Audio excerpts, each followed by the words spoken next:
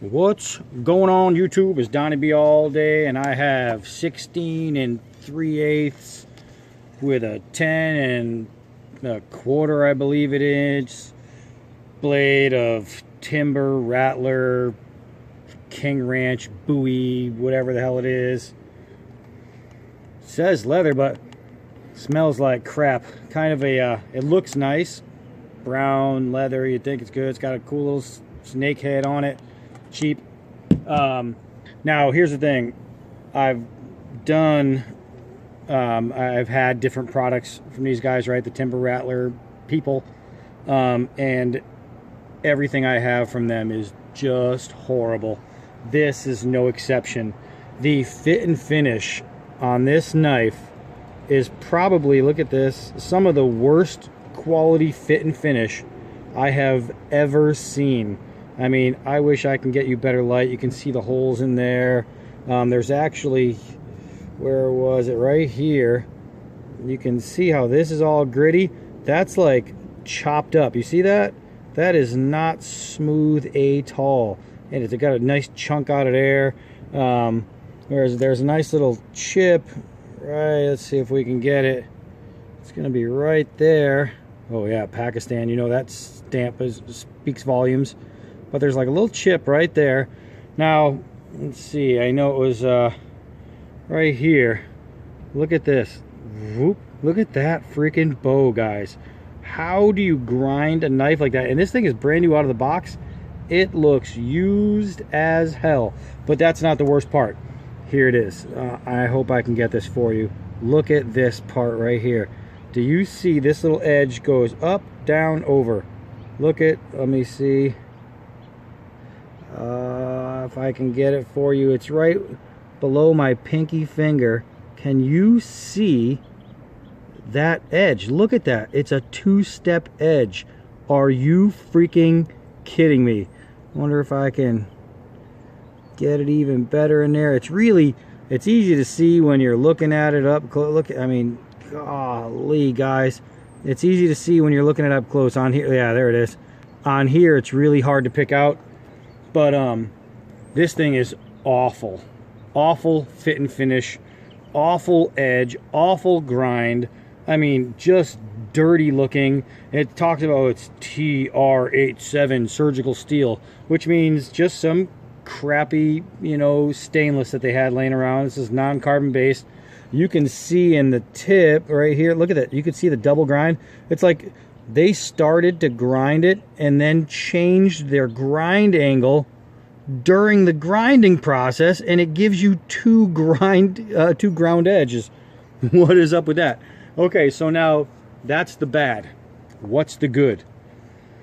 Well, this is only good if you, like, my glove size is a double XL. So the good, oh man, look at that beautiful piece of blackened crap right there. Look at that. For me, having big hands, this thing is made gigantic. And it's not made gigantic because they figured it would be nice to do. It's just the fact that they suck at forming a handle. Now, you look at this thing from a distance. Check this out. That is one beautiful knife. I mean, look at that. The bone and the wood together. It's so gorgeous. You get this thing up close, and you'll even see right around this rivet, I don't know if I can get it, there's two lines going this way and this way because this thing split, and that passed, and they said, yeah, let's ship that out because that's perfect. This thing is garbage. It's, if you have less than large hands, it's going to be way too big in your paw. It's just not good. I mean, it's just, every time I look at it, I find something new to like this. Like, I just looked at this. I don't know if we can get, but look at that, guys. You can see that. Oh my gosh, is that bad? I don't know who makes this. Obviously, the designer is fantastic. The guy who says, hey, this is how we should do it, and it's supposed to look like this, and I want the handles to look like this. That guy needs a raise. But every single person past that guy should be hung. I mean, it's just freaking awful.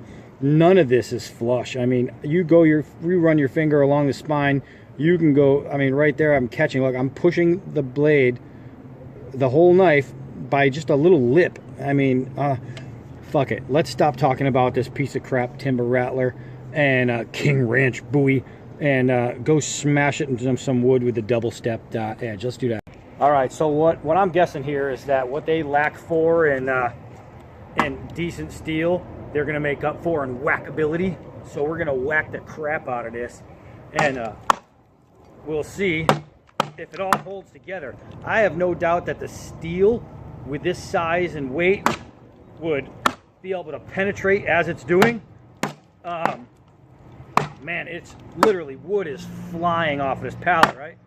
And that part, look at that. That part is not even close to an issue. The weight and the girth and this and that, I mean, it's just awesome, awesome, awesome as far as a swinger. And as far as a chunk taker router, I mean, that is pretty, that's what you want a knife like this to do. But, I mean, I have a feeling that if I go at it too long and too hard, I'm probably going to end up loosening the shit out of these. But as far as a chopper for a camp knife, if the steel holds up, then I can see you wanting a very cheap knife, and this is probably, I don't know, like 20 bucks, somewhere in there. If you want a cheap knife that can hack away at wood, and you know, the blade can get all scuffed up on the edge, and it doesn't matter, because you're going to be, this right here, that I'm going to take that out with a stone. That's going to be no problem. I'll get it out. It just should never come new in a box like that. Can I fix it? Of course. That's simple stuff. The problem is I shouldn't have to fix it, because it shouldn't look like shit coming out of the box. It should look like shit after I do a review. But hey, it is what it is. And it's a $20 giant Bowie that if you're buying these to hang on walls, and you're buying these to say, hey, look at my giant Bowie collection, that's great. The Case XX Bowie, this is not. The Hen and Rooster freaking Bowie, the Stag Handle, this is not. This isn't even as good as the freaking Cisco, and you all know what I'm talking about. I got one hanging in my bathroom. It's just overall aesthetically, it's a piece of shit. The grind, piece of shit. The edge, piece of shit. The usability as a Bowie knife, now we're talking, all right? Now we're going to find out, you know, obviously doing a few, I mean, look at the bite, man.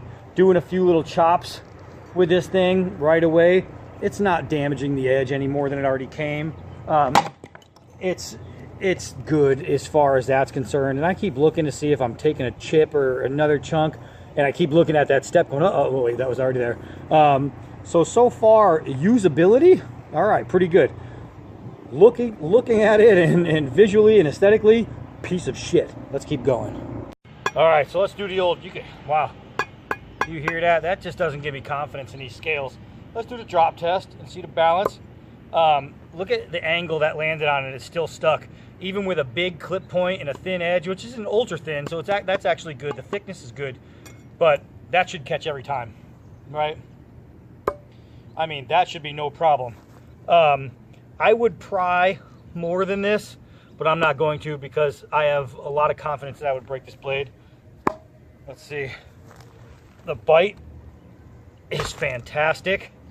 Let's see, we got some of this vacuum hose. That's just insane easy. Okay, now I've been whacking at this.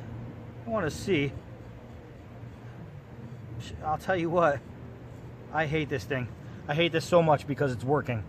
I just shaved a patch out of my arm. After whacking the wood, even hitting solid this way, which is not good for an edge, I'm still able to shave an arm.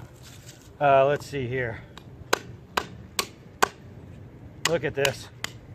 I mean, if you want a $20 camp knife, that's pretty from a distance, ugly up close.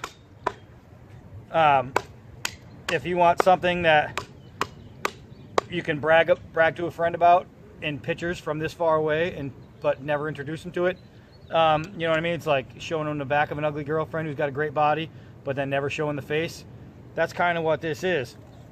And it's a pretty good rugged knife as far as usability. Now, I can't tell if I just dented the edge or if it's just another thing I missed, but I mean, guys, it's working as a camp knife. And you got to remember, this is a fighting knife, right? These old Western Bowies, the cowboy Bowie, the cowboy fighting knife, that's what they are. They're fighting knives all day, every day. That's what this thing is. It's made to defend you against bears and lions and you know, the natives. It's made to defend you against all attackers. That's what this is. Of course, it's while you're either on your horse or on your stagecoach. That's what it was designed for. But it's the same exact design style as it was in the 1800s when people were going from the 13 colonies all the way, you know, to go check for gold in 1849 over there in California. It's the same knife. It's the same design. And I'll tell you what, this one's probably made just as rough and rugged as those were back then. This is not a fit and finish knife. It is a working knife, however. It's a get the job done for a cheap price and not worry about what the blade looks like knife. So let's go do some more here. All right, guys, what we're gonna do now is a spine test. I'm gonna flip it around and I'm gonna use this big, thick spine, which is a very nice thick spine, German drinking glass, and I'm gonna try and take down this pretty big and fat piece right here. So far, so good. So far, so good. Oh, that was a solid clunk. I'm gonna come around it. Oh my goodness. Let's get rid of that little guy right there. Guys, the spine, I'll tell you what, I'm denting it a little bit, but it's working. Now I'm gonna turn the blade around and just drive through some of these guys right here. And we'll check this thing out together, see if there's any warps, dents, or dings. And I mean, it almost doesn't feel crazy straight, but I don't see anything. The blade is still held. The edge is still there. I'm still able to do all the important stuff with it. I could still feather stick like a maniac with it. I mean, those little curls are just flying off of there. But it's getting the job done.